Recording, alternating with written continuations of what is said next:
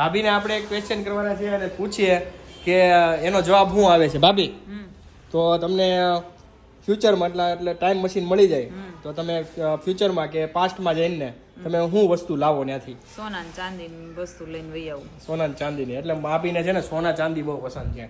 કેટલું લાવો? હમાય એટલું. હમાય એટલે કેટલું? આમ પાછું રિપીટ જવાય.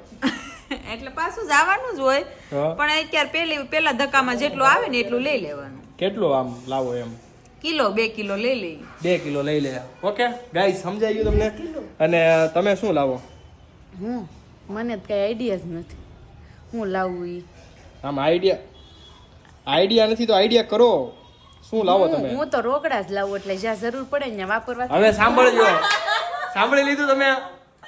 આ છે બુદ્ધિ અમારા શ્રી રેશમાજીની બુદ્ધિ. અને બહુ સારું કાર્ય કર્યું. એને રોકડા લઈને આવશે એટલે અહીંયા પાછું હું તમને ખબર જ છે એને ઈ જ દશા રહે. કોમેન્ટ કરજો તમે શું લાવશો. ઓકે, એટલે તો રોકડા હોય થોનું લેવા થાય એમ. રોકડા તો લઈને આવી તો હોનું કેટલું મોંઘું છે એમ. એમ નથી, ઈ રોકડા અહીંયા નો હાલે.